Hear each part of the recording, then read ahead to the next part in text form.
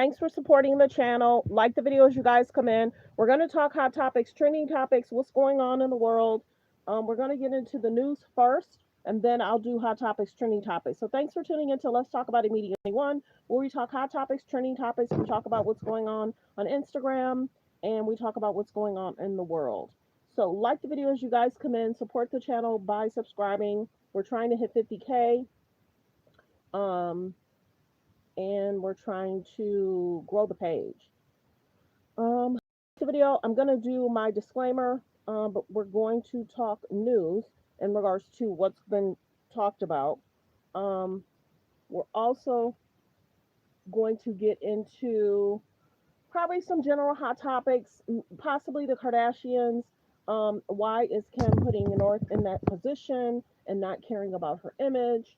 Many people, as far as are speaking out, but why are celebrities quiet? Why are celebrities quiet about this situation? Do the Kardashians have a adult narrative to push, and now are they trying to have a children's narrative to push? That's the big question. But North is a beautiful girl. She deserves the best, and she deserves privacy, and she deserves to have a life that's not under a microscope. So let's go ahead and get into the hot topics, trending topics. Thanks for being here, everyone. And like the videos, you guys come in. Let me go ahead and do my disclaimer as people are coming in.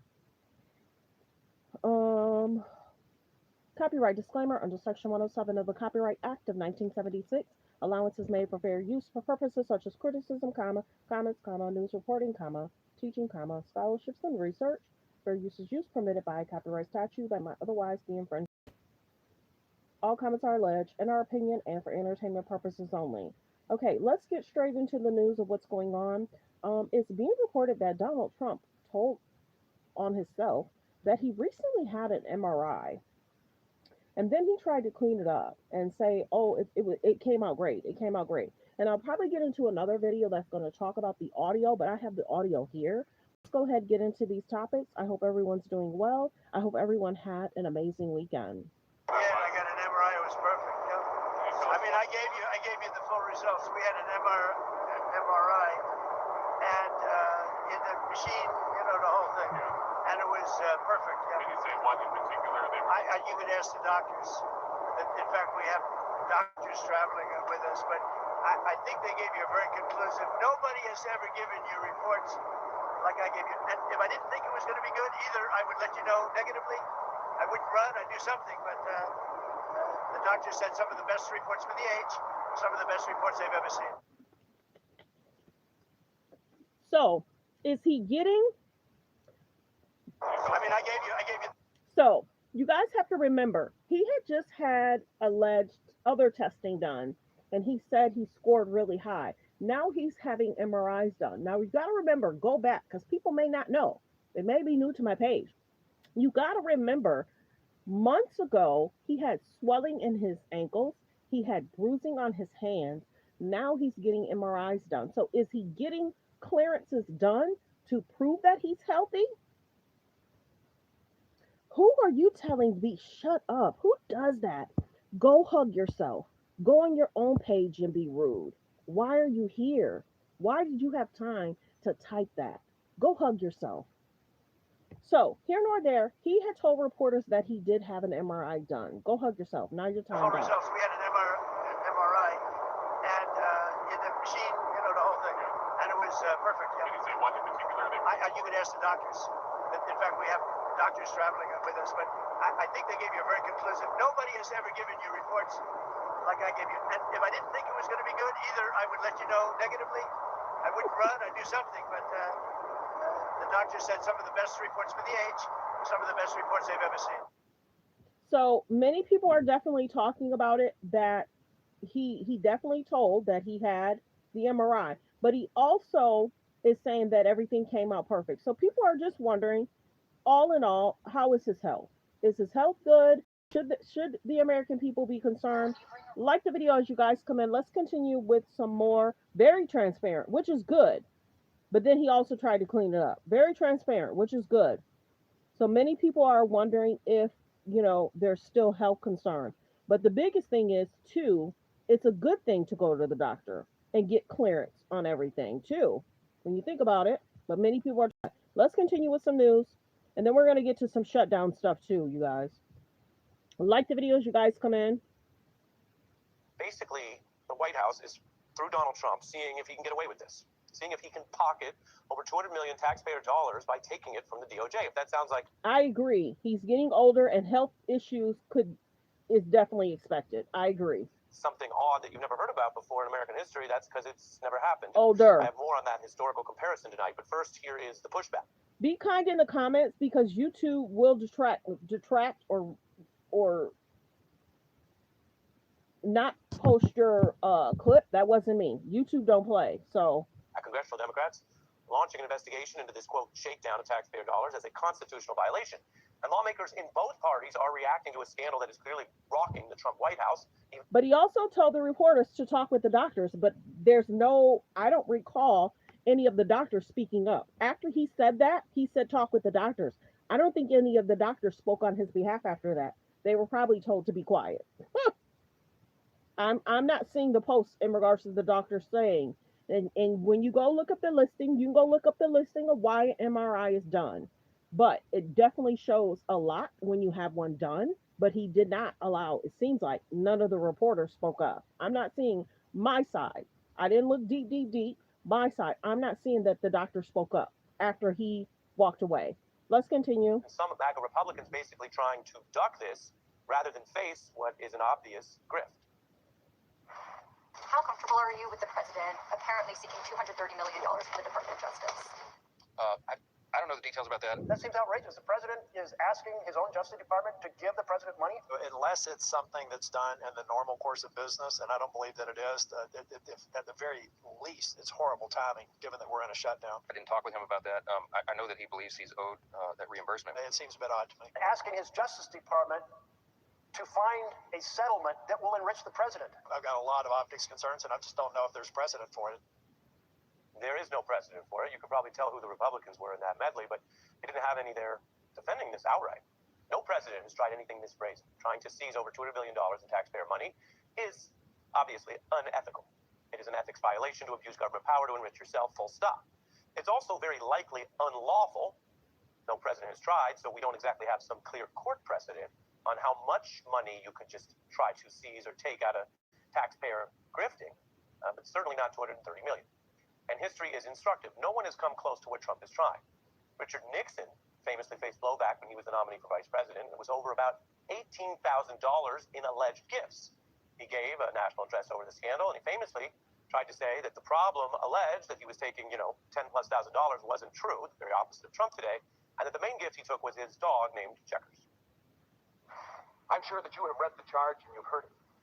That I, Senator Nixon, took $18,000 from a group of my supporters. The question is, was it morally wrong? Not 1 cent of the $18,000 or any other money of that type ever went to me for my personal use. You see the denial. He was saying, hey, he didn't take any of the money, the $18,000. Trump is pursuing the opposite, trying to take it for himself, and it's $230 million. Go back to 1960s, there was a Supreme Court justice who was caught taking about a $20,000 retainer. It was such a big scandal that you would have that much government power but still be trying to take outside money. He ultimately resigned over the obvious ethics violation. If you check the numbers, Trump isn't seeking 100 times that amount or 500, but actually over 1,000 times that amount in these taxpayer funds. He's going to see if he can get away with taking your money. In 1981, a judge ultimately ordered Vice President Agnew to repay over $200,000 that he took in alleged bribes, which were determined to ultimately have belonged, that money, to the people of Maryland. Much like the federal money belongs to the people of the United States, not to politicians who are temporarily in power. Now, you might have cynics who say, well, that was then. I guess things have changed. Things are different now. And Trump and his family make money off business while their father's in government. They make money off crypto and the hotels, so maybe they can start just taking it from the taxpayers too. Maybe they want people to get that cynical, but it's also off base, even if some people want us to give up or go downhill, because I want to show you. In Donald Trump's first term, he ousted 2 cabinet officials over these types of money and ethics scandals. He, Donald Trump, whether it was the bad press or the optics or the ethics, but he ultimately said no to these officials who were caught with allegations about misusing about hundreds of thousands of dollars. Some of that, by the way, in fairness, was paid back, and we're not talking about $200 million. So few may remember the exact people involved, Price and Pruitt, their grift scandals were too much even for this same president, at least when it came to him getting in trouble or bad press for this type of enrichment. The recent talk that Trump may take these millions from taxpayers, but what if he didn't take them personally? What if he put it to a charity? That's one of the defenses now floating, which again is a sign that things still matter and maybe they don't want to go forward with the original enrichment plan, but that wouldn't address the ethics here at all. Because if he takes the taxpayer money, it's not his money, whether he uses it for a charity or something else. And I would remind you, in the past, he has taken these type of formats and used the money to enrich himself. So what he called a charity ultimately led to the shuttering of the Trump Foundation because of credible allegations about misuse, what the Times reported on as a pattern of illegality. Congressional Democrats say their probe on this tonight is serious. If they win in the midterms, well, then this could be something that they probe with the full subpoena power of a majority in the House. And so amidst this shutdown, we should note that Donald Trump is demolishing a very treasured visible sign of American democracy, a big piece here, of the White House. In fact, what I'm showing you to make the point here are live pictures. So this is literally what they're doing in the evening in the people's house. Tearing down the East Wing for plans to spend $250 million on a ballroom that this politician, this president has chosen. No sign that they are doing any of the austerity they're asking public employees and others to do during the shutdown that they have ordered. The facade is a pile of rubble. The entire wing is set to be demolished within days. Trump had claimed the historic structure would not have met this fate. He literally said that what you see on your screen wasn't going to happen. It won't interfere with the current building. It won't be. It'll be near it, but not touching it. And pays total respect to the existing building, which I'm the biggest fan of. It's my favorite. It's my favorite place. I love it. False. It is, as you see, affecting the existing building. Trump brandished plans moments ago in the Oval Office. Like the video, like the video. He's also said, and keep in mind, during the shutdown, he's trying to take money for himself from the DOJ. He's got his plans here, but he says somehow there'll be no cost. Project's funding, he says, will be completely absorbed by private companies and donors. One problem, though, about how you calculate costs, those are individuals who might be doing this to get favorable treatment by or leverage over Trump.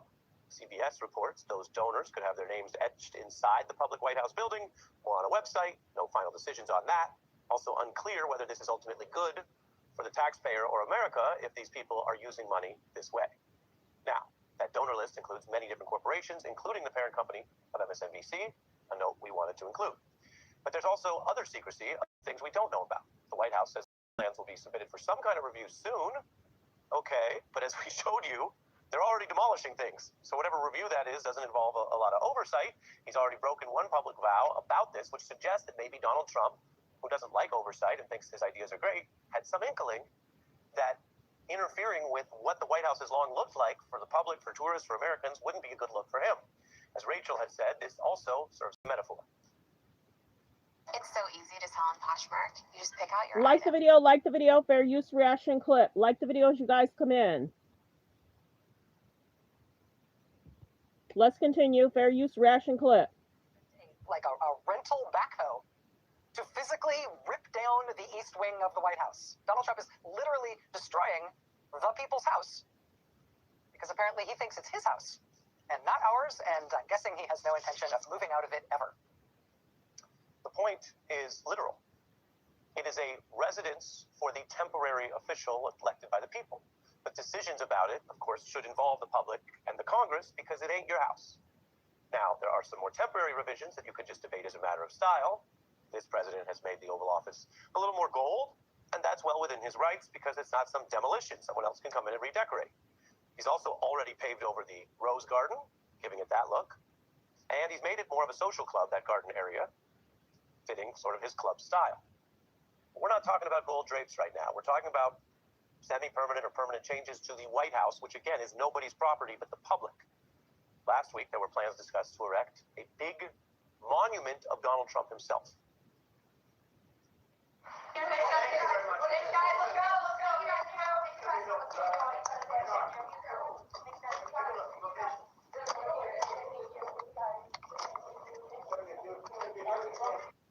You could see a bit of the tension there while Donald Trump wants to talk about the beautiful monument that he's planning, and the press staff, who might know something about how this plays, are trying to get everybody out of the room. Let's not talk about it. We're talking about the physical infrastructure of things that are clearly at odds with democracy as a project where no person is permanent not in terms of power or their stamp on what we understand to be our democratic institutions and, yes, our even buildings that house them, from the Capitol to the White House. Let's continue. Fair use reaction clip. Everyone's talking about the assistance and whether people will have assistance. We're going to talk about that. Let's get straight to it. Like the videos, you guys come in. For the next month, even to cover December, I won't. It will be started. What am I going to do? Is what I thought. It's not really fair to single mothers trying to feed our kids and trying to get by to get better. Look beyond yourselves. Look beyond the fight. There's real Americans that are struggling out here. Joining us now, Sandy Sweat, Executive Director of Harrison Food Bank in Harrison, Maine. The bank serves Western Maine residents in need of food assistance. Thank you so much, Director Sweat, for joining us. You know, we talk about SNAP, we say food aid, but to be really clear for the viewers, this is about Americans, people who live in this country who cannot afford food because of the way that our government has not given raises to folks around the country in years. The minimum wage is still terrible. Making sure that they can eat. And so like the video, like the video. Folks, the idea of, are you seeing an increase in folks who are coming for food as this continues to drag on? And what does it mean for folks who have to ask for help? Because Americans want the American dream. They want to be able to afford everything on their own. Absolutely. This is not a third world country we're talking about. This is the United States. And this crisis started before now. We've been cut off from food. We've been lowered the amount of government food that we do get. Maine is very rural, and those people are really suffering. We don't have, services on the street corner. We don't have food or transportation, a lot of these people. And as soon as they announced that they were going to they weren't going to get the November SNAP benefits, my phone started ringing. Within a half an hour, it started ringing, and people are scared. I've had people from 2 hours away call me, can I go to your food bank? And then, like you say, I've also had people say, I'm so embarrassed. And I'm like, please don't. This is why we do this. We have 50 volunteers, and they work very hard to keep food out there, balanced food. You look in our boxes, and you can make balanced meals from our boxes. And this is so important. I need the food. I need the finances to be able to keep food for these people. And not only that, but let me point out, this is one of the biggest holidays in November for families to get together. Thanksgiving. Everybody gets together. Traditionally, I've always given Thanksgiving food to cook. I've given turkeys, chickens, potatoes, squash, onions, vegetables, stuffing, cranberry sauce. I mean, we're going to be hard hit this year. Last year, it cost me $12,000. It's going to be much worse this year. Director Sweat, what would you say to the leaders here in Washington, President Trump, House Speaker Mike Johnson, Senate Majority Leader John Thune? If you had a chance to sit down with one of them or all three of them, what message would you deliver to them? I think you ought to walk in my shoes. You ought to come and see. Go deliver to food with me and see some of the older people or the families with children that wait to see what's in their boxes. That would be an eye-opener for you. And we can't cut off food. This is the United States. You can't do it. There are so many people that depend on that food. Here in Maine, we have a lot of rural areas, and the jobs are really difficult up here, especially, we depend on tourism, and in the winter it's tough. We have cold winters. It's difficult as it is to heat the house, have transportation, and do all the things that you need to do. And then when you start cutting off food, that's really difficult. Our older people, we have the most per capita of anybody in the country. They need that food. The children, growing minds, bodies, they need that food. This is something we really need to focus on, is getting the help for the food banks right now so that they pass out the food to these people. Like the video, fair use reaction clip. Like the video as you guys come in.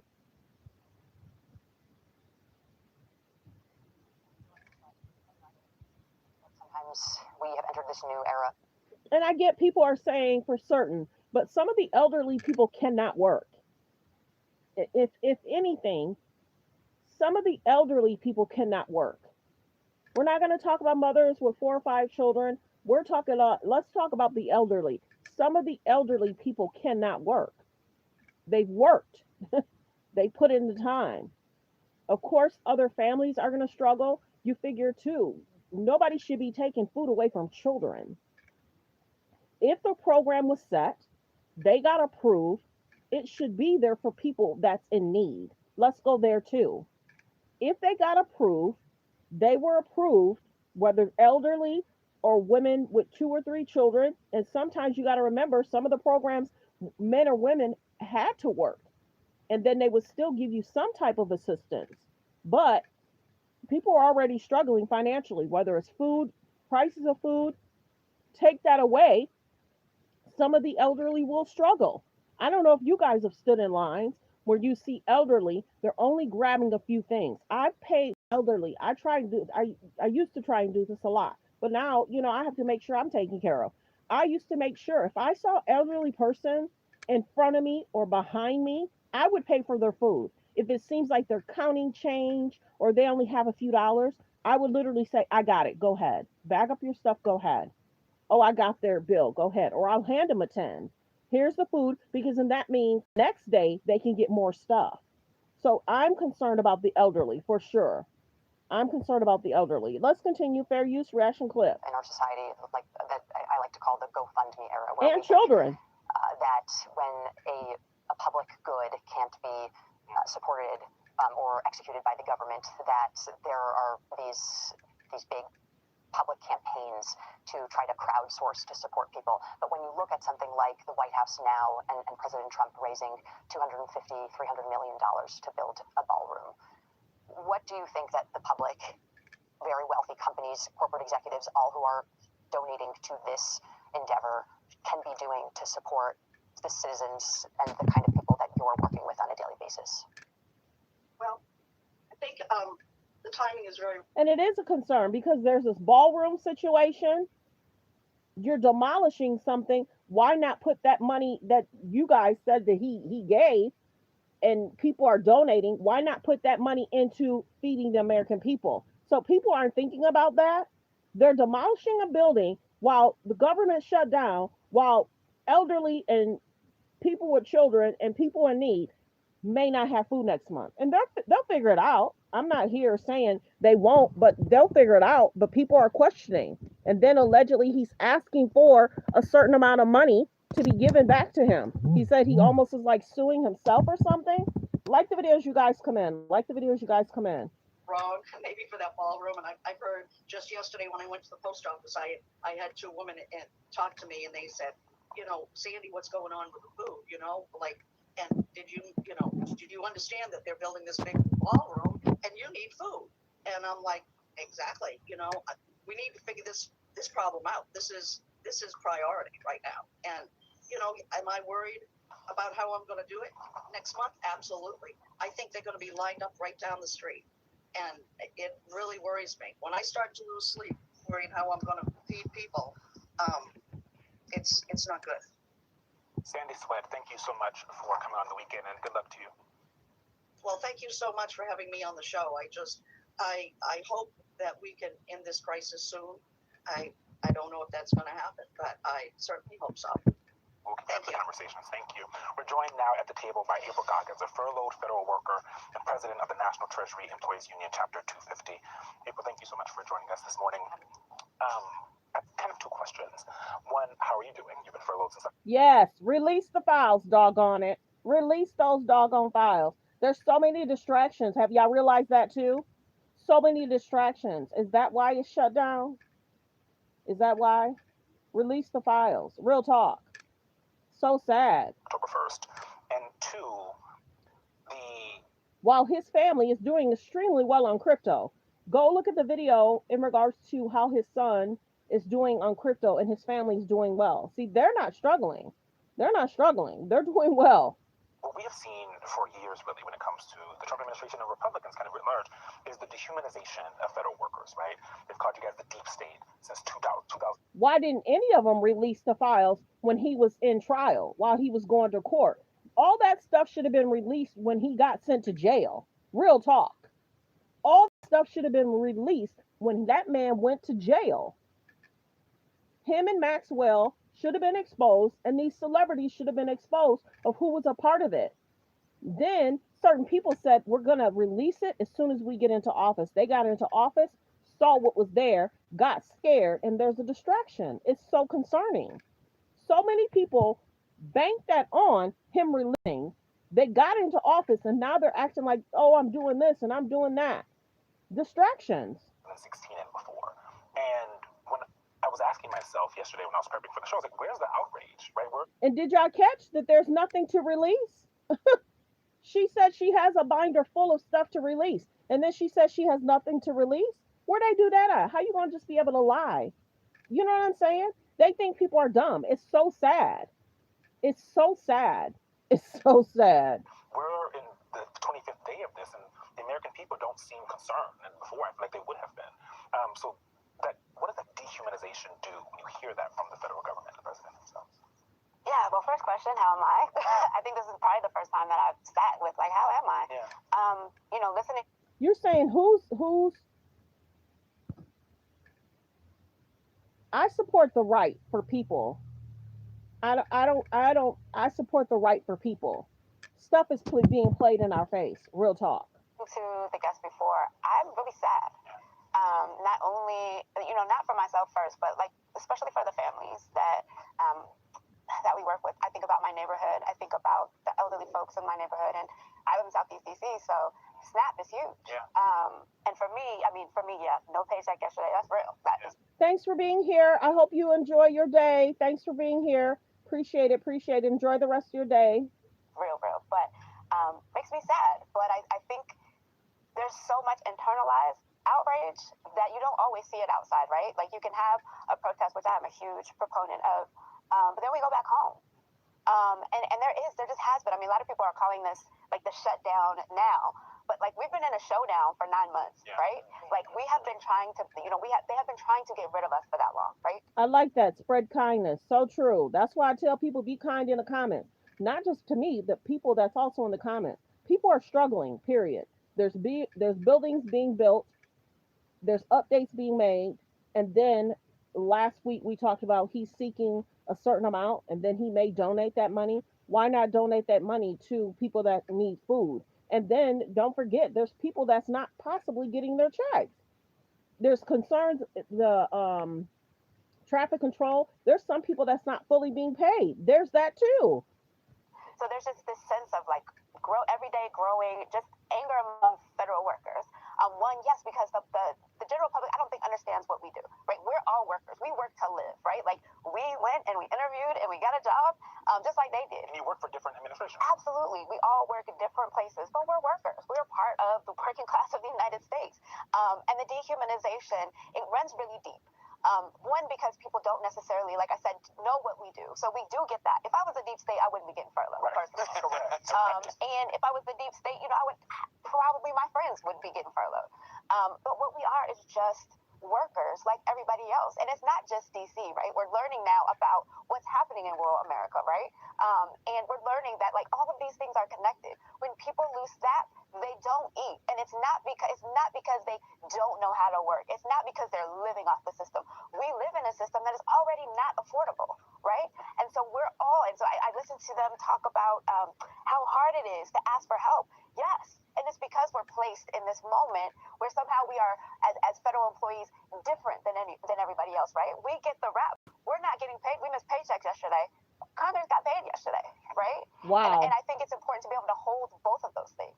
Ms. Goggins, you're furloughed because of this shutdown. Absolutely. And I'm just wondering, Democrats blame Republicans. Republicans blame Democrats.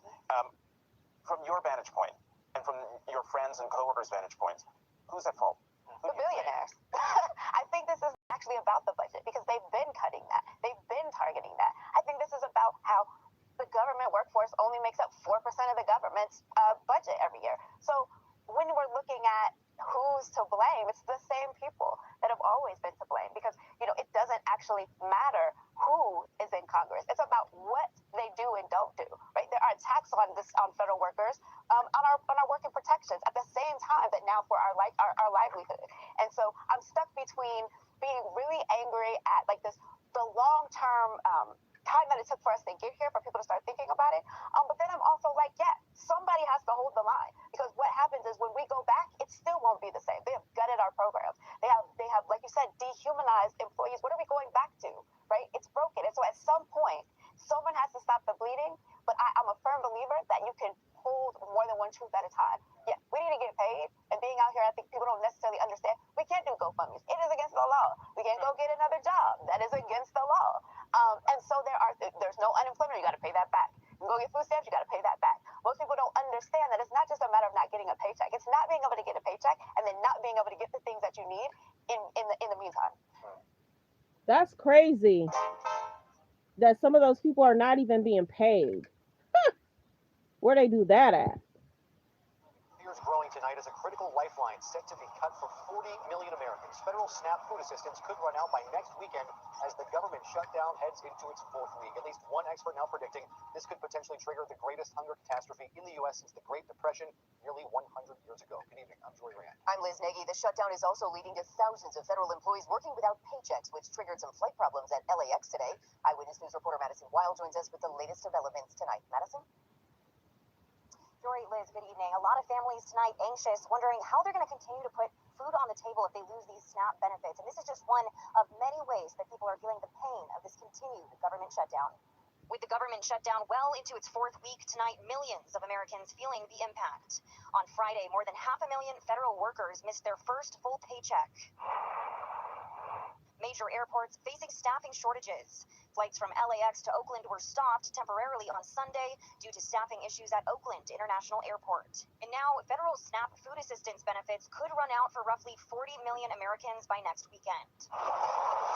Governor Newsom deploying the National Guard to help with increased demand expected at food banks across California, including right here in LA. So families are being hit hard, and now with the shutdown that we're seeing out of DC, it's that much more important for California to step up and meet the needs of our families and our kids. More than 1.5 million Angelenos currently depend on SNAP benefits. I feel like the desperation. We're hearing like people are scared because they're uncertain. The executive director of Impact LA, a local nonprofit that provides food assistance to vulnerable families, says they're gearing up for a significant spike in demand if that happens. They're going to have to start making decisions on having to pay certain utility bills so they can have food for themselves and their family, or if they're going to have to pay rent late. The official USDA website now updated with this stark warning. Bottom line, the well has run dry. At this time, there will be no benefits issued November 1st. The message blaming the shutdown on Senate Democrats. Democratic leadership pushing back. Maintain from the very beginning and continue to maintain. We will sit down anytime, any place with anyone. A vote to fund the government has failed in the Senate 12 times, and in the meantime, Congress continues to get paid. Live from downtown tonight, meanwhile, ABC 7 Eyewitness. Like the video, like the video. Cheatlabels.com. Fair use reaction clip. Like the videos, you guys come in. We're talking hot topics, trending topics, and regards to I believe it's 11 times to the shutdown and other information. Let's continue. Fair use. reopen the government. 3 Democrats have. And right here, right now, I would urge moderate Democratic senators to come across the aisle, reopen the government, because I'll tell you, we're starting to eat into muscle here. This is starting to affect travel. It's starting to affect the economy. And, this is quixotic. I don't know what the purpose is. I'm not sure they do. That's Treasury Secretary Scott Bessent this morning on the government shutdown now in day 26. More than 650,000 civilian government employees have missed their first full paycheck now. Last week, the Senate failed to pass a bill that would pay troops and some federal workers. There's no end in sight to the standoff, as Democrats demand an extension of Obamacare subsidies that are set to expire at the end of the year. Joining us now, Kansas Republican Senator Roger Marshall, who sits on both the Budget and Finance committees. It is one of the longest government shutdowns ever. Is there an end in sight, Senator? Well, John, I think we keep our eye on November the 1st. November the 1st, our air traffic controllers will miss another paycheck. The military's do another paycheck right then. I think that'll probably be the sentinel moment that pushes us forward. But I think it's important that everyone know Republicans are united. We continue to have the same goals that we've always had. We want the government to be open, but we also need to work towards responsible spending. And frankly, I think the president is enjoying watching the Democrats stand on their head and spin like tops. So I think we're learning again how to negotiate. President Trump is teaching us how to negotiate, just like giving Secretary Bessent, that strength of negotiating, putting that tariff on China. I think that we right now have the upper hand. We need the Democrats to vote yes, reopen the government. The historian Victor Davis Hanson says that the weaker party, the party that doesn't control Congress, or in this case, the Congress as well as the White House, that weaker party is usually the one that shuts down the government to, create chaos and try to leverage the lack of strength into something powerful. But do you think that in this case, are Democrats getting the blame, or are legacy media helping them blame Republicans? Well, the legacy media is certainly trying to help the Democrats right now, but I think we all realize that everyone loses, that no one's winning right now. And because of that, there is a bit of shared blame. But at the end of the day, Americans know that the Democrats have voted, is it 12 times, I've lost count, 12 times against reopening the government, and not even the legacy media can change that narrative. What's got the folks fired up back home is the Democrats' refusal to pay the military as well. So again, I kind of point towards that November 1st deadline, and maybe when the airports are shut down, I bet we all come to our senses again and negotiate the problems that are still out there. Your fellow Republican Senator Rand Paul has a suggestion on how to get things moving again. Here it is from Sunday morning, from this morning. I suggest that President Trump come forward and name 3 Republicans and 3 Democrats in the Senate to an official commission to figure this out over a 1-month period and come back with a solution. But in exchange for that, I think the Democrats need to open the government for a month, and then we need to pay the workers, pay our soldiers, and then I think we could come to a solution. But there has to be something different. He talks about a 1-month period. That would go by in the blink of an eye. But what do you think about that suggestion, Senator? Well, it's an idea, and I think we have to be careful not to negotiate against ourselves right now. Senator Paul's one of my closest friends. I really respect him, but I think President Trump has a plan. He's all about timing, and right now you're seeing Schumer beg to meet with President Trump. We almost got him where we want him. I think that anything coming from within. Let's get the likes up, you guys. That'll bring more people in. There's about 94 people in the building. If all 94 hit the like button, if you're watching from a phone, press 1. If you're watching from a phone, press 1. All it takes is for you to double tap that screen or hit the thumbs up above the video, below the video. It'll bring more people in. Please hit the like button. Double tap the screen, hit the thumbs up above the video, below the video. Congress probably isn't going to solve the problem. It's going to take an outside force. It's going to take an outside force like the air traffic controllers all being sick the same day. And President Trump, when he feels like the timing is right, that he can make a deal to not reopen the government, but also address our national debt and try to control spending as well. So we're getting closer. But I think fiscal conservatives need to toe the line here. You're a physician as well as a senator. A lot of the Democrat argument centers around Obamacare subsidies. Why, if Obamacare was supposed to save healthcare and be cheaper, why does it need subsidies? My gosh, what we do know about Obamacare, the Affordable Care Act, is it's not so affordable. Premiums are going to go up 20% alone this year. And Americans need to realize there's about $25 to $50 billion of fraud in Obamacare right now. $25 to $50 billion of fraud. Democrats have to be willing to address that before I can even begin talking about fixing a very, very broken ACA. They're going to have to not only address the premiums, but the average deductible on these policies is $5,000 a year. So you're a family of 4, you have an income of $60,000, $80,000 a year, and you have a $5,000 deductible. That's not access to health care. We do know that the ACA is really broken. I think we know how to fix it as well, but we need to open the government. Then I'll be very glad to sit down and try to fix a very broken ACA. Senator Roger Marshall, Republican of Kansas. Senator, thank you. Like the video, fair use. Do you think it's fair that there's a shutdown? Do you think it's fair that some people are not getting paid? Let's continue. Fair use. Is entering day 27. The Senate will reconvene today after failing to pass a funding bill for the 12th time last week. Many federal workers are missing their first full paycheck. They did so this past Friday. And the air traffic control will miss their paycheck this Tuesday. Lawmakers also rejected Senator Ron Johnson's bill, which would have kept some of them paid. SNAP benefits are set to expire this coming Saturday. A lot happening. Joining me now is Nebraska Senator Jeff Fisher, a member of the Senate Appropriations Committee. Senator, thanks very much for being here. Earlier we had on Anna Paulina Luna, Florida Congresswoman, and she said that the talk on Capitol Hill right now is that you all are not getting back to work until Thanksgiving at least. What do you say? Well, we are here in the Senate trying to work. We're getting some confirmations done of the president's nominees. We passed the National Defense Authorization Act, but the Democrats are not moving when it comes to a government shutdown. And I think you bring up good points there, Maria. What we're looking at are people not getting paid, a SNAP program that is going to affect millions and millions of people because the Democrats will not vote to open up government. We'll have another vote on that this week. Hopefully they'll come to their senses and realize that we have to open government so then we can get to work on getting funding of government, but also making sure workers are getting paid.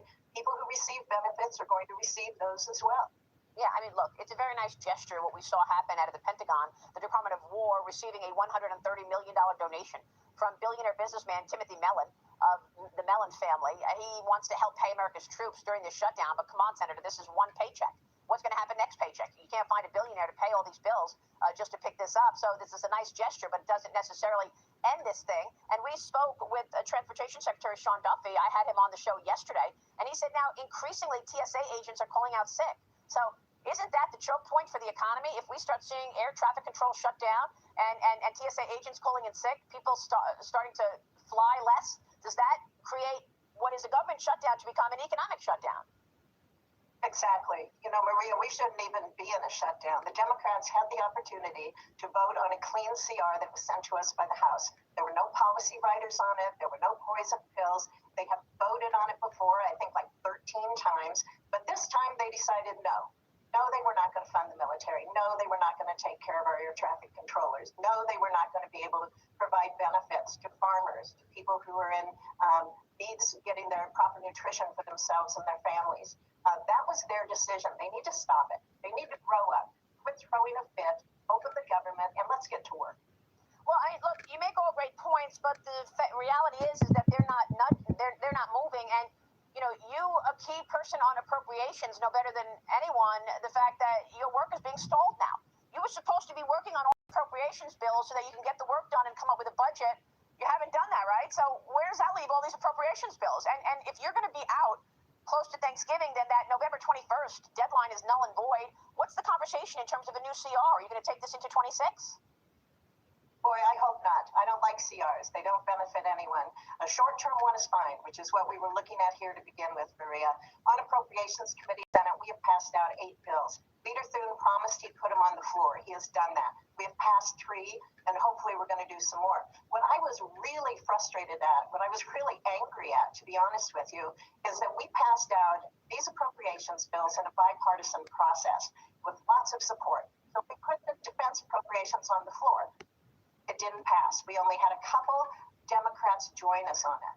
Why wouldn't they vote for it? That's a question that they need to be asked, because everybody's patting themselves on the back that in the Senate we passed the National Defense Authorization Act. We did that the week before. Oh, this is great. Look what we're giving our troops. Look what we're doing to defend this country. But when it came down to it, Republicans voted to fund all of those things, to fund paying our troops, to fund being able to provide them with the resources they need. And we only had a couple Democrats join us. I thank them for joining us. Yeah, we should have had everybody.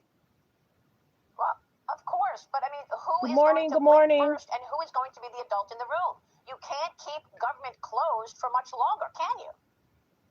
No, we can't. But there's no way that I personally can give in to these demands by the Democrats. Let's open government first. Then we'll talk about health care, this proposal that they came up with that every Democrat voted for to expire now, which were those COVID extensions. And yet they will not open government to even discuss that. They act like they have to have this vote before government's open. No, that is not going to happen.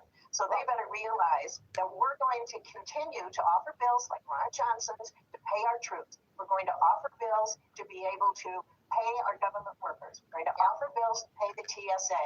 And the people of this country will see that they are not supportive of that at all. And I hope the people in this country, and especially in their states, call their offices, tell them to grow up, fund the government, and let's get going. But now you've got to go back to the House to get the House voting on something. What would be the dates? What do you want to see? Do you want to see a CR to funding the government until Christmas so that you're all standing there on December 24th, Christmas Eve, and you're unable to go home at the end of the year? Is that what's going to happen?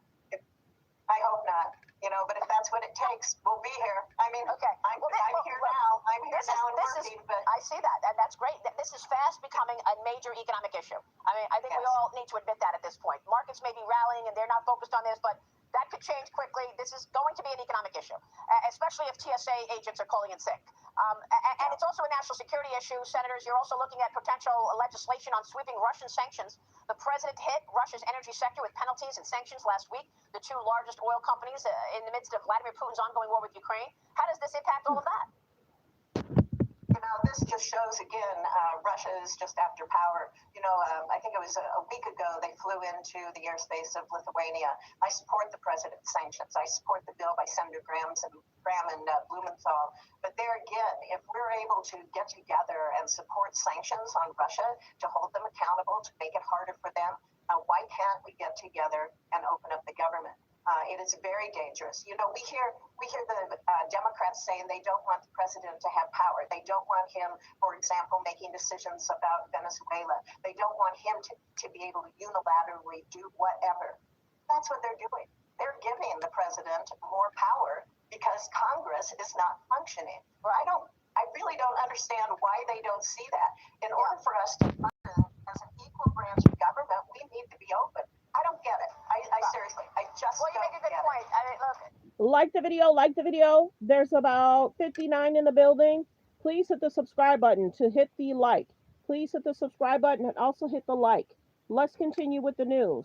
What's going to happen? What do they need to do to make sure the American people are upset? So we're dealing with shutdown. We're dealing with air traffic control concerns. And not just at the East Wing, as President Trump continues his demolition of business as usual in Washington. The #1 target for his wrecking ball continues to be Congress. Good morning. On more Good morning, everyone. Thanks for being here. Let's continue with the news. powers. We may go to the Congress and tell them about it, but I can't imagine they'd have any problem with it. I think we're just going to kill people that are bringing drugs into our country. They're going to be like dead. And there's no sign of a deal on ending the government shutdown or extending health insurance subsidies. I think you'll sit down with Hakeem Jeffries and I said, come on over, just put the government back. All they have to do is say yes, and it's over. Then we start, and then we go into negotiation. But there may be a deal in the making that would hand Democrats a win on Obamacare, a costly concession that comes alongside news that the national debt just clicked past $38 trillion faster than any time outside the pandemic. And it's not just health costs that are through the roof.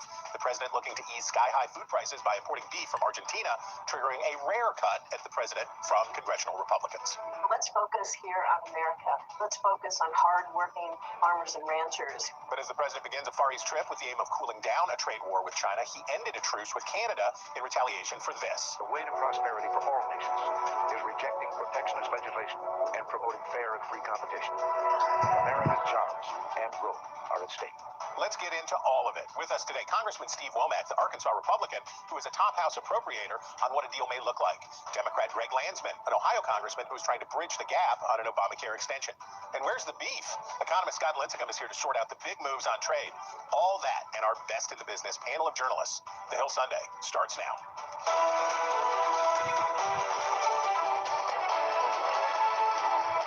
Sorry, like the videos you guys come in. Like the videos you guys come in. Hello from Washington and welcome to the Hill Sunday. I'm Chris Steyerwalt. Okay, this is day 26 of the government shutdown. 750,000 federal employees remain furloughed. On Friday, they missed their first full paycheck.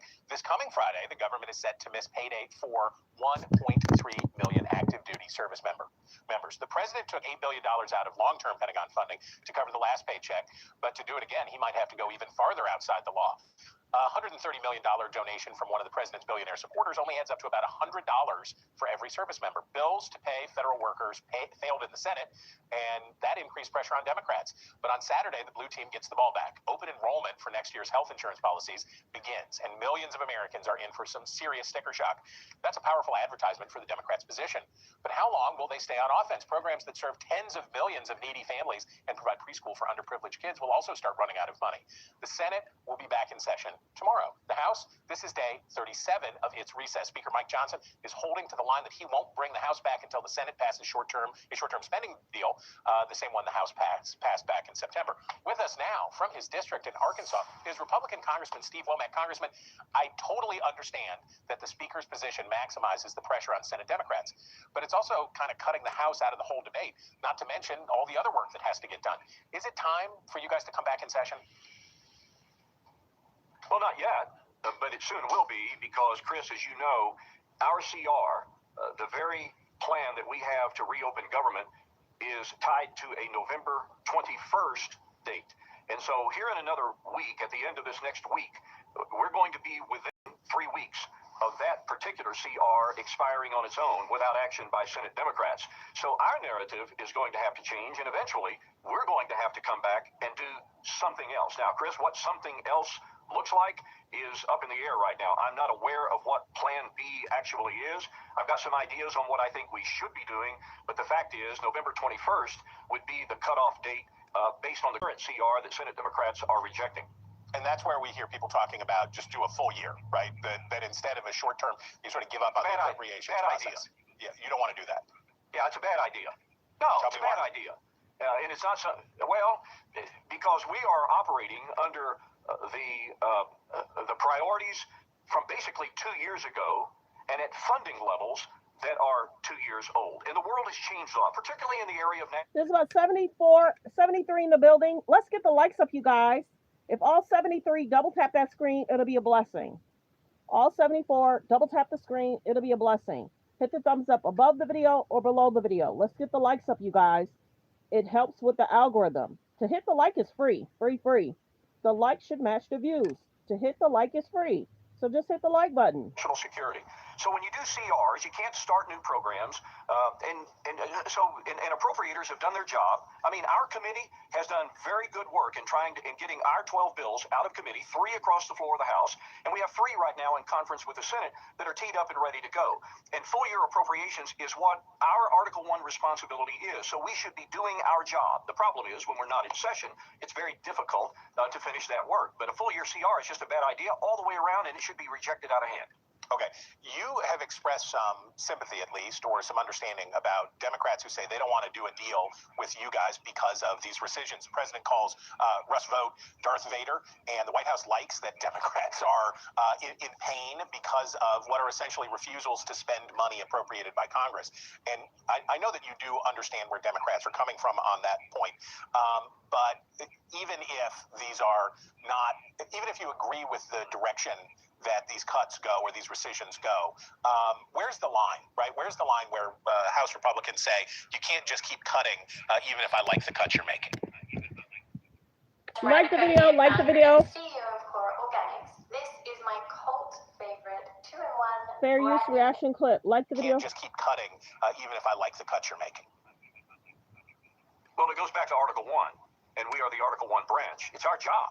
And Chris, if Democrats are really concerned about the extraordinary activity of the OMB director, i.e., whether it's rescissions or furloughs or just firing massive numbers of people, which has been threatened by OMB, if that's their real concern, there's an answer for that. And that is, pass the continuing resolution that is sitting right now in the Senate and needs another 5 Democrat votes, and then we can reopen the government and save a lot of these jobs and get back to the business of trying to finish our work on the FY26 appropriations process. That's the simple answer to it. But they're dug in on it. I get it. And they're introducing an entirely different subject as their reason for not wanting to reopen the government. But that's the simple answer to it. So whether it's pay for members of the safety and security mechanisms of our country, our members in the military, our food safety workers, our air traffic controllers, if it's that or if it's saving the jobs over in HHS with NIH and other really important federal agencies doing work on behalf of the American people, if that's what their concern is, very simple solution.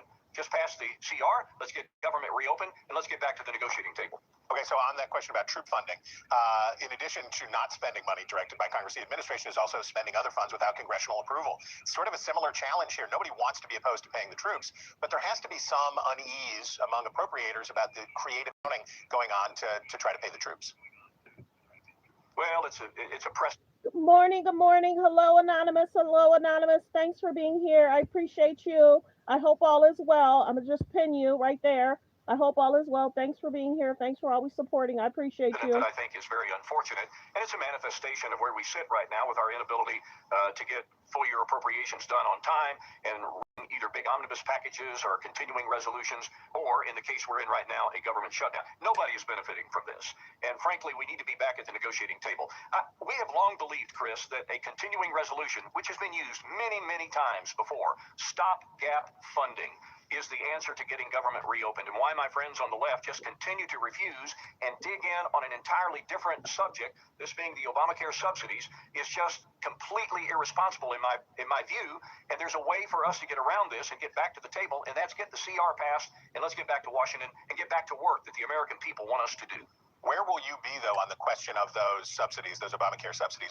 So let's say Democrats say, okay, we'll reopen, we'll come back. Where are you going to be on the question of extending those Obamacare subsidies?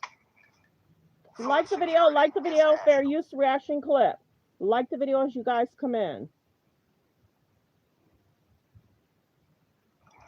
I had problems with the Obama. We're talking about the enhanced subsidies, right, Chris? We're not talking about the fact that the Affordable Care Act, which was not affordable in the beginning, had to be subsidized. We're not talking about those subsidies. We're talking about subsidies that are beyond the initial subsidies. And so I fought against those in the beginning and probably would do so again, because they are, this is money going to people who are making significantly more money than the people that the original subsidies were directed toward. So, but let's have that conversation separately. The Affordable Care Act was not affordable. It had to be subsidized. And now here we are again with additional subsidies that Democrats themselves put in the legislation to expire at the end of this year. So we're talking about subsidies, Chris, that Democrats planned to have expire at the end of this year. It just doesn't make any sense that you dig in on that subject now. Okay, America, if you were having heart palpitations after drinking a 777 espresso at 7 Brew in Rogers, Arkansas, you would know him already. But if you don't, there he is, Congressman Steve Womack. We thank you for your time. All right, joining us now from his district in southwestern Ohio, Democratic Congressman Greg Landsman. Congressman, there are some Republicans who are open to extending Obamacare subsidies. A tough line from your colleague from Arkansas there, but we're hearing from swing district Republicans that they want a deal and they want to extend these extra subsidies. So if that sounds increasingly likely, why are Democrats still holding out as all this havoc that we talked about are happening as the shutdown continues? Because each one of us has, 30, 40, in some instances, 50,000 constituents who are about to see their healthcare costs skyrocket. And they're going to get a letter in the next couple of weeks saying that if Congress does not act, their healthcare costs are going to double. And they just can't afford that. And so I'm thinking about the 32,000 folks in my district. I met with several of them this week, had lunch with them to talk about, their situations. They cannot afford this healthcare without the subsidies. And we need Democrats and Republicans get in a room and negotiate what would be, I think, a half-day negotiation of, the details of reopening the government and extending these subsidies so that people don't lose their health care or see their health care costs skyrocket. But why can't you open the government and then do that? Is it just a matter of trust, or what's the secret? Yeah, they're not going to do it. I mean, they weren't interested in doing it when they put their $4.5 trillion tax bill together. They passed that. $4.5 trillion they spent on cutting taxes, mostly for the super wealthy. They chose not to extend these subsidies. In fact, they cut over $1 trillion in healthcare. And then we said, look, the government's about to shut down. Will you negotiate that? No. The government has now shut down. Will you negotiate now? No. So I don't think the American people believe that there's any chance that they're going to do this unless we get in a room right now. Okay, what about the Congressman's point about the unaffordability problem? So we know that employer-based insurance premiums are going to be $27,000 on average next year. And as you point out, individual policies in the Obamacare exchanges are set to rise by about 30%. So yes, you are 100% right. Extending subsidies is popular with voters in this time of inflation and high prices. But isn't it also true we can't just sort of keep patching this problem forever? Obamacare may be popular, but it's also looking unaffordable. $38 trillion is a lot of money. What's the solution? A public option, in my opinion. I mean, you got to get everyone into an insurance plan that they can afford, and Medicare is the most affordable and reliable insurance program that exists. So I'm not a big fan of these private sector for-profit healthcare systems that make billions and billions and billions of dollars on this. And you look at a place or a program like Medicaid or Medicare, and both are incredibly well run. Okay, we've almost been live for an hour. I hope everyone has hit the subscribe button. Let's get the likes up, you guys. Please hit the like button. Please hit the like button. Let's get the likes up. Real talk. Let's get the likes up. Let's continue fair use. I've almost been live for an hour. I have some things I need to do. So, some of the live numbers have been a little bit shy, and it might be, well, let's get the likes up. Can I get 20 people to hit the like button? Let's see if more people come in from 20 people hitting the like. Last week, my numbers were like 200, 300. So something's going on with YouTube for sure. And last week, I would be live, then it was shut down. I would be live again, then it was shut down. So some of those videos being canceled, well, they still were okay. But then I had another problem, I think either Tuesday or Wednesday. But I'm going to try to do shorter lives, and then I may get back up to longer lives once the numbers get fixed. Because I don't want to be live and the numbers are not numbering. Because we're normally used to having like 200 or 300 people in here. So I might have found the issue last night too, so there's a lot that's going on. But here nor there. Like the video, like the video. If 46 people subscribe, that'll be a pretty decent day. Please hit the like button. Okay, so copyright disclaimer under Section 107 of the Copyright Act of 1976. Allowance is made for fair use for purposes such as criticism, comments, news reporting, teaching, scholarships and research. Fair use is used permitted by a copyright statute that might otherwise be infringing. All comments are alleged, in our opinion, and for entertainment purposes only. So we talked Trump.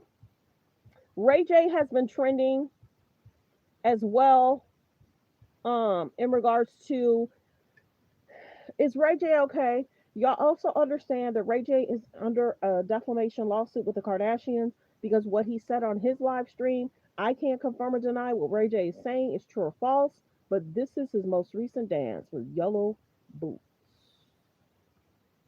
Is Ray J okay? And he did say, so that must be a, what are those, like overalls? And he must have tied it because maybe it got hot. But yeah, is Ray J okay? He's dealing with the defamation in regards to the K's and the J's. He's had a lot to say over the last 3 years. But remember, the K's and the J's talked about him for the first 2 of their seasons to trend and go viral. So Kim is allegedly blaming Kanye for her health concerns, and then Ray J is doing this. And many people are wondering what's going to happen in regards to that defamation lawsuit. Ray J's tried to show different receipts. It's going to have to take a judge that's going to verify if the receipts he have are factual. So we can't confirm or deny, but we will follow the defamation lawsuit. I guess they're stating that's the first defamation lawsuit they've had to file. So Ray J, I hope all is well. We talked about Ray J. Can't confirm or deny if that situation happened in regards to Diddy. Go back and look at TMZ. Didn't TMZ report that's what they talked about either during the trial or the sentencing? Go check out TMZ. I could have swore TMZ spoke out that this is what was happening or happened to him allegedly either during trial or either during sentencing, and he didn't want to speak about it. So people may not know. Let me take a step back. His friend spoke up last week that this situation might have happened to Diddy. And then people were speaking up. And I want to say it was TMZ saying this is what they had already spoke about. And they revamped it for him to trend and go viral to make it alleged seem that this is what's happening current.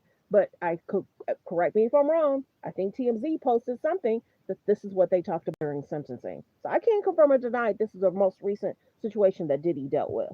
But people are posting it like it's something new. And I don't think it's new. So you know my page is a little different. I'll debunk stuff if I need to debunk stuff. But go look up TMZ. Either his lawyer, one of his lawyers spoke out, or TMZ spoke out that this is something that transpired during sentencing or something that happened during the trial. So can't confirm or deny if that's a recent thing. This has been posted a lot that Kanye may be allegedly running for presidency for 2028. And many people are saying, you know, we're concerned about him because we saw the documentary. So there's that. People are definitely concerned about Kanye. And then of course, Kanye spoke out regards to North. To stop antagonizing me with people say, okay, everybody, I just got off the phone with Kim. I told her to stop antagonizing me with this TikTok thing. I said it's never again. I am her father. I know y'all don't respect fathers and the idea of family, and media tries to promote something. I said I'm not allowing my daughter to be used by TikTok, to be used by Disney. I have a say-so. And then with everybody, I just got off the phone with Kim. I told her to stop. People say, oh, they're going to use this for you in court. I didn't have a say-so on whether or not they went to see. Most men do not, there's no such thing as 50-50 custody with in society today. That's not even, it always leans towards the mom. But right now, and I'm happy that you guys got to see just a small piece of what I dealt with. You understand what I'm saying? People say, oh, they're going to use this. So this is a picture of North. So this is the thing that people are talking about. Let's get straight to it, y'all. Let's get straight to it. Many people are calling Kim out. Is she wanting to put North in an unflattering situation? Let's get straight to that. Let's get straight to that. Is Kim wanting to put North in an unflattering situation? Many people are saying possibly. Like the videos you guys come in. Hold on one second. Like the videos you guys come in.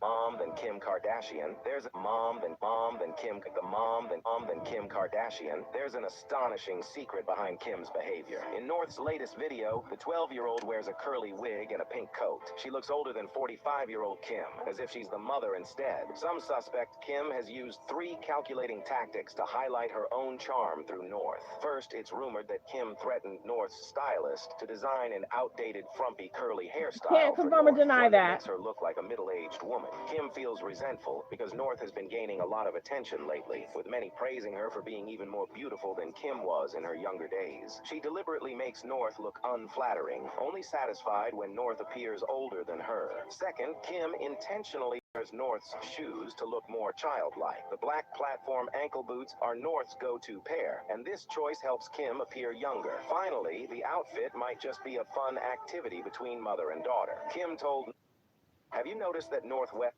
Like the video. I'm going to show y'all the picture of what they're talking about.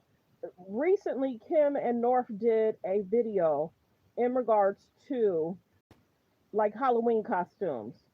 So let me see.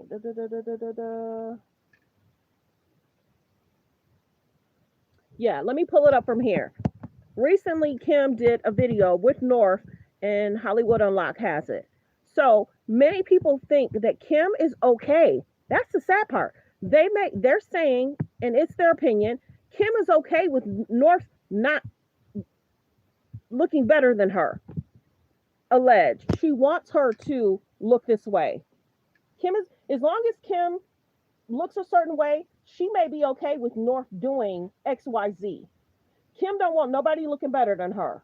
Looks more like the mom than Kim Kardashian. There's an astonishing secret behind Kim's behavior. In North's latest video, and then remember the 12-year-old wears a curly wig. Remember how I said, why isn't Chris shutting this down? Now, of course, now Chris is there. They listen to our videos. Okay, you got to realize too, there's a Hollywood narrative that the Kardashians push for the adult girls. Now there's a child narrative that the Kardashians are pushing for the children. Chris and Kim are loving this. Have y'all noticed that Kim and Chris go on those red carpets together? Have y'all noticed that? And then to make her look older than her. And then he's right. He is right in regards to Kim wearing North's signature boots. Now she didn't threaten no person to do that, but many people are saying Kim's okay with North looking a certain way. In regards to the bustier, she wants her to trend. Why wouldn't Kim protect North's privacy and image? The Kardashians love to trend and go viral at the cost of the children. Why isn't Kim protecting her from judgment and criticism? Why? Why isn't Chris stepping up? Mom than Kim Kardashian. There's an astonishing secret behind Kim's behavior. In North's latest video, the 12-year-old wears a curly wig and a pink coat. She looks older than 45-year-old Kim, as if she's the mother instead. Some suspect Kim has used 3 calculating tactics to highlight her own charm through North. First, it's rumored that Kim threatened North's stylist to design an outdated, frumpy, curly hairstyle for North, one that makes her look like a middle-aged woman. Kim feels resentful because North has been gaining a lot of attention lately, with many praising her for being even more beautiful than Kim was in her younger days. She deliberately makes North look unflattering, only satisfied when North appears older than her. Second, Kim intentionally wears North's shoes to look more childlike. The black platform ankle boots are North's go-to pair, and this choice helps Kim appear younger. Finally, the outfit might just be a fun activity between mother and daughter. Kim told... Let me show y'all how she is. This is serious. Okay, so some of y'all might not know. I did a video about a year ago, 2 years ago. There's a video of Kim ordering pizza and burgers for Rob to eat. She orders the pizza and burgers for Rob to eat. And she said it took nothing for me to convince him to eat all that stuff. Listen to how she plays with Rob head. Y'all, this girl's something else. Hi, Robbie. Dude, that's ridiculous. Have some. I'm surprised that you would get this. I also ordered pizza and Chinese food because I couldn't decide. I'm just confused. We were just like, we're all about the health stuff. If this is the path you want to go down, I'm pregnant. I have an excuse. It took no convincing to get Rob to pig out on all this fast food. He is stuffing his face. I honestly. Now we know Rob has concerns. Why would you want to play with your brother's head like that? I have an excuse. It took no convincing to get Rob to pig out on all this fast food. He is stuffing his face. I honestly feel like I could throw up. Oh, what's that? Some ice cream. So why would a sister do that? And that's the one thing. The girls seem to be thriving, doing well, alleged. The relationships, the unhealthy relationships, they're not doing well. But why would a sister want to put their brother, and remember, Rob has struggled. Why would a sister put her brother in that situation where you're making sure he's feeding his face and you're putting it on video? Kim likes to put people in unflattering situations. She does. Like, we're all about the health stuff. If this is the path you want to go down, I'm pregnant. I have an excuse. It took no convincing to get Rob to go down. I'm pregnant. And the interesting thing, she was pregnant with Nor. She was pregnant with Nor. Doing Rob like that. I have an excuse. It took no convincing to get Rob to pig out on all this fast food. He is stuffing his face. I honestly feel like I could throw up. So she planned that for Rob.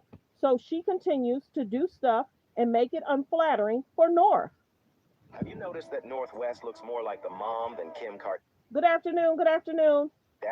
There's an astonishing secret behind Kim's behavior. In North's latest video, the 12-year-old wears a curly wig and a pink coat. She looks older than 45-year-old Kim, as if she's the mother instead. Some suspect Kim has used 3 calculating tactics to highlight her own charm through North. First, it's rumored that Kim threatened North's stylist to design an outdated, frumpy, curly hairstyle for North, one that makes her look like a middle-aged woman. Kim feels resentful because North has been gaining a lot of attention lately, with many praising her for being even more beautiful than Kim was in her younger days. She deliberately makes North look unflattering, only satisfied when North appears older than her. Second, Kim...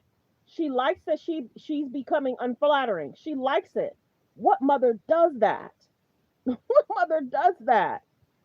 Gaining a lot of attention lately, with many praising her for being even more beautiful than Kim was in her younger days. She deliberately... Now, mind you, people are crazy. North is a beautiful girl. This is not to send any hate or judgment in regards to North's way. She's a young girl. But Kim, is Kim okay? Is Kanye okay? We have the thing with Rob. We have this thing with North.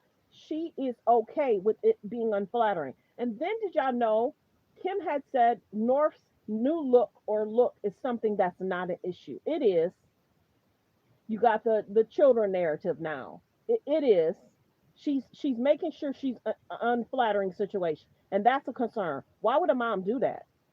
North's stylist hairstyle for North, one that makes her look like a middle-aged woman. Kim feels resentful because North has been gaining a lot of attention lately, with many praising her for being even more beautiful than Kim was in her younger days. She deliberately makes North look unflattering, only satisfied when North appears older than her. Second, Kim intentionally wears North's shoes to look more childlike. The black platform ankle boots are North's go-to pair, and this choice helps Kim appear younger. Finally, the outfit might just be a fun activity between mother. And y'all see how North is just standing there? Kim is dancing, Chris is dancing, and do you see how she's just standing there? Everybody, at what point are the Kardashians going to sit down? Could they even go 6 months without posting and going viral? And why aren't celebrities against what's happening with North? Why aren't celebrities speaking up? Should service people be involved? Kanye's no better. How Kanye dresses his wife, not a situation. How some of her stuff is see-through. But also go check out the video. And I talked about this too. How Kim trying to trigger Kanye. is Kim trying to trigger Kanye by what she's doing with North? And let me show y'all this too. Is Kim trying to trigger Kanye? She also is right now copying Bianca in some of those outfits. She just did a collab with a company. So you got to understand, Kanye's going to be so upset at some point. Kim is copying Bianca. Kim is copying Bianca. This was allegedly the line that he wanted for Bianca. And here's Kim. She just recently did a collab. She just recently did a collab. This is her copying Bianca here too. Y'all can't tell me this is not concerning. You can't tell me it's not. I have to be careful with certain pictures I show about Bianca. But did Kim literally take her style and give it to that brand and did a brand deal with them before Kanye could even release it? This is her copying Bianca. Same here. So this person was very, and I was like, I'm not the only one that noticed it. Talking crap about the ex to distract away from you releasing and his ideas with that. You can see the company. You release the ideas with him. Them. She released the ideas with them. This is some crazy work. You can't tell me she's not trying to get at Kanye. We don't like how Kanye talks about race, culture. We don't like it. But Kim has copied Bianca in so many ways. And then allegedly she just did a brand deal with them. And it's a distraction that she's not even saying she's got. She's tried to say that she is having health concerns because of Kanye. What? So it's not your work schedule. It's not that you're not stressed out about other stuff. So she's blaming her health concerns. And that's what they do too. They blame the ex-boyfriends about different stuff. So concerning. Be kind in the comments. That's YouTube getting rid of your messages. That's YouTube. So she's copied her more than once. Even in that. This white situation is almost like there could be something over it. But she's copying Bianca. So a lot of this stuff is definitely, who cares? Because she's copying this man's ideas and she's taking it as her own. What do you mean? People care about what she's doing with her child. People care that she's copying Bianca. And she's not talking about it. She's trying to make it seem like, okay, let me get that. We care. It's a concern. So you think some of this stuff is not going to trigger Kanye? He's already being triggered about his kids. He's already being triggered, alleged that some of his ideas have gone to that company now. That's a concern. That's sad. Is Kim okay? Real talk, is she okay? That's another one. It's very similar. Very similar. But well wishes to Kanye. Many people said Kanye married her. Kanye made a choice. We don't like how Kanye's wife sometimes go out and do different outfits. It's a concern. Should service people get involved in regards to what's going on with the Kardashian kids? Should service people? Because at what point? And then many people feel that, the Kardashians have a beauty standard that Kris wanted to meet for Kylie, Kendall, Kourtney, and Kim. So now, what is the beauty standard that Kim is setting? Kim is not putting North in a good light. Her eating the onion on the show, her trying to grab Khloe's glass, North slapping the friend on the face, North making comments about Kim's like, just be kind to me today. Kim don't paint her in a good light. And that's a concern. And just like this video said, it's almost like she loves that she looks that way right now, and she loves that she's trending. Feels resentful because North has been gaining a lot of attention lately, with many praising her for being even more beautiful than Kim was in her younger days. She deliberately makes North look unflattering, only satisfied when North appears older than her. Second, Kim intentionally wears North's shoes to look more childlike. The black platform. The PR stunts continue, and it's sad. It's sad. Are the Kardashians okay? Is Kanye okay? What wishes those children? This is not to send hate their way, but there's so much stuff. They talked about the ex-boyfriends, the good vibes, bad vibes. Uh, Lamar Odom concerning. Kanye West, how he's doing concerning. We just saw a video of Ray J concerning. Travis Scott concerning. Tyga had the highs and lows concerning. Tristan Thompson, it's all a concern. The Hollywood stuff is so sad, and the narrative that they push. Yeah, the narrative that they push. It's sad. Real talk. Okay, you guys, I've been live for an hour. There's about 64 in the building. I hope everyone has hit subscribe. Continue to get the likes up, you guys. If 64 people, if you already hit subscribe, thank you. If you already hit the like, thank you. The like should match the views. As we are in here, 64 people, please double tap that screen to hit the like. Thumbs up the video, y'all. Real talk. Thumbs up the video. Thumbs up the video. And then I can't confirm or deny she had said something about why she wants to become and pass the bar. She's concerned about her children's safety or how they're the color that they are and how a white child won't experience what her children are going to experience. I can't confirm or deny she said that, but not all African American people break the law. Not all African American people are concerned about being around the law because they haven't done nothing wrong. So whether she passed the bar, kudos, good for her. But this North thing, and then a lot of us are like, okay, she remember how Kim did the Ice Spice thing. Many people keep saying she likes older people alleged to entertain her child. Why are younger adults entertaining North? That's more famous than North. Because she feels like there's no one more famous than North. Why aren't adult why are adult people entertaining? Because remember, there was the Ice Spice thing. Kim let North be in that video where she had like pigtails. Kanye called that out, and then she sat on Pete Davis' lap. So there's concerns here. Real talk. The Kardashians are something else. I'm hearing videos of stuff that's just like wow, wow, wow, wow, wow, wow. And then I'm hearing that they might be shading Courtney right now. Courtney's the one sister that's in a happy marriage, and they dragged her during that uh that wedding. Courtney should have been so happy trying to marry Travis, and Kim brought drama to it. Kim brought so much drama. Oh, she picked the same location. Oh, she picked this venue. Oh, she picked this music. Kim's something else. She loves media attention, clicks, and views. She loves it. She loves it. She loves it.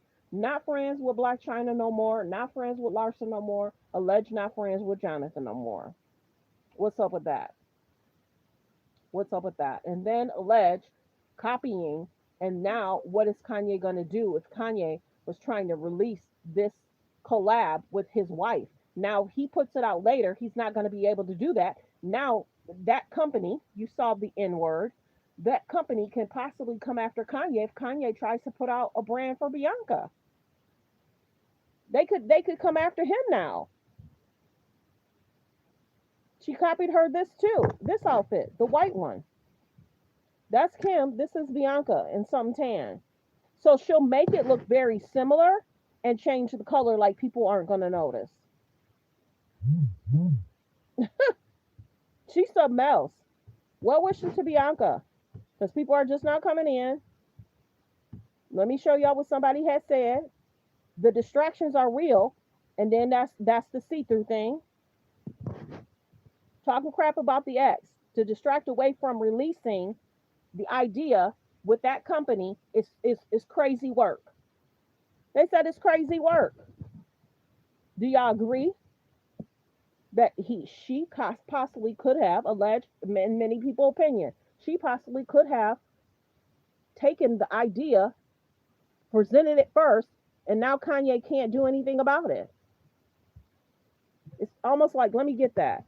Let me get that.